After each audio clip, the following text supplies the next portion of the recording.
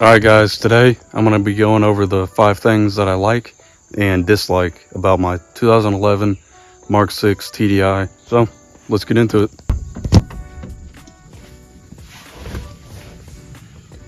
Alright guys, well my number one thing, and probably the most obvious thing, will be the fuel mileage. This thing averages anywhere from mid 30s to high 40s. Like, I'd say 45 is the best fuel mileage I've got so far. And it's just bone stock. If I was to get it deleted, I think it'd get a little better fuel mileage. So yeah, the number one thing would have to be fuel mileage for sure.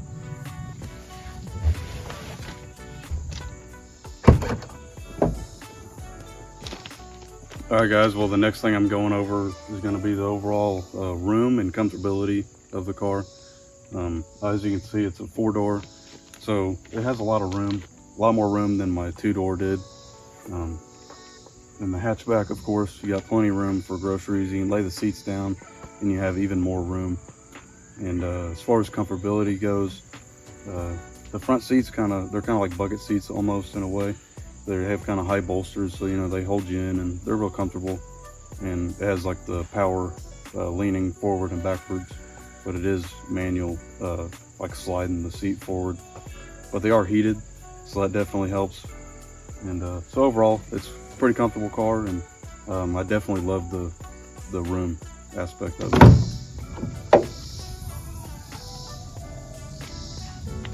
Alright guys, well next I'm going to go over the reliability of the car. These TDIs are known to be really reliable. Their gas engines are, they're kind of hit or miss in my opinion. But this is a newer one, so there is like one problem I know that can occur on these, and that's like the flywheel. It's a dual mass flywheel, and it can cause some like rattling noise. Then you have to get it replaced, and it's like a $500 part, not including labor if you're gonna have like a shop do it. But overall reliability, I'd say these are good, easy 300-mile cars, 300,000 miles obviously. I think they could hold up for that, no problem at all. Parts are a little bit more expensive for these, but I mean, like I said, it kind of evens out because you get the mileage out of them, and they are fairly reliable, so there's not a whole lot you need to do. Alright, so the next thing I'm going to be going over is the overall, the looks of the car.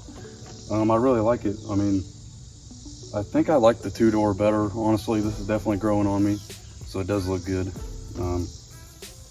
I've always been a fan of the hatchbacks. I don't really know why. A lot of people call them mom cars and, stuff like that. But I actually like the way they look. It's nice, modern. Well, the next thing I'm going to go over is the drivability of the car. I do have the DSG automatic transmission.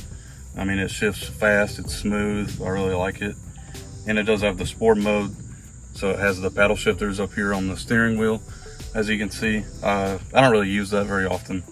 I'm never, like racing people or, doing that, just drive it. But other than that, I mean, it handles corners good, feels good. It is a 4-door, so it's a little longer wheelbase, but I mean, it's a fun driving car, handles well. And since I'm already in the car, I guess we can get started on the first thing that I dislike about the car is the lack of storage. The glove box, I know it's full right now, but it's the main place to store anything. There's no room in the center console. You got a little cubby right here, you can throw some change in there. And then there's this media center with this old iPhone 4 aux cord. It just takes up all the room. There's no room in here like most cars have. There's a little cubby up here for your sunglasses, but mine actually don't fit, so I just put them up here. And there's a decent amount of room in the doors, but they are like carpet, so if you spill something or something leaks, I mean, that's going to be a pain to clean up. So on to the next thing, it would have to be the quality of the interior, or the lack thereof. As you can see, this headliner's sagging. It did that in my GTI, it's doing that in my buddy's TDI. I guess it's just a common thing on this generation of Golfs. I don't know if the Jettas or anything are the same way, but it's just really annoying. if I have the windows down, it's blowing around. Some like the yellow insulation will fall out, you know, get there where it's really annoying. But the next thing would have to be like the plastic on some of the trim gets sticky. So like right here, it's a little sticky. It's doing the same thing on my other car. You can see it starting right here on the door handle. It does it right here too. It's starting to do it on this side. It's really annoying, especially when you try to clean it. Like lint and stuff gets stuck to it. And then, so the next thing would have to be like the door cards. It's this cloth. It gets dirty easily and it's hard to clean, so it just always looks dingy. I'm not a fan of that. I mean, overall, I really like the dash in these. I don't know, they're real fancy, modern looking. The head unit's really nice. But that's besides the point. On to the next thing. But speaking of not being clean, I went to Walmart and bought these leather seat covers just to help protect it. Because here, I'll pull it up. I mean, they're pretty clean right now. This phone kind of overexposes everything, so it looks really dirty. But they're pretty clean right now, and I want to keep it that way. So I bought these seat covers for it. I don't have any in the back seat, but as long as that, that's another thing I dislike about the car. Alright guys, well the next thing is the expensive parts.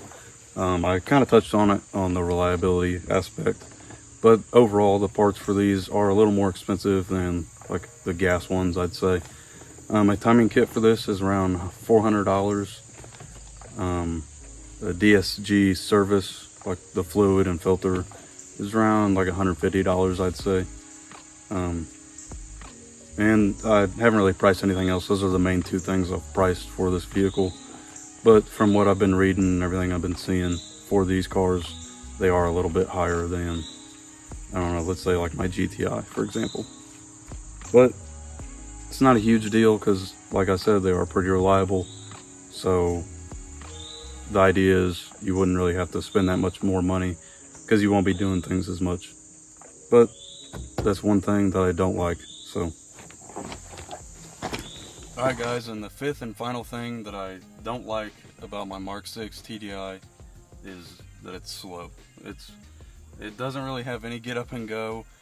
I mean, down low I guess it kind of does because they're fairly torquey, because I mean it's a diesel, but it's just slow. I mean, don't expect to be racing anybody or anything like that.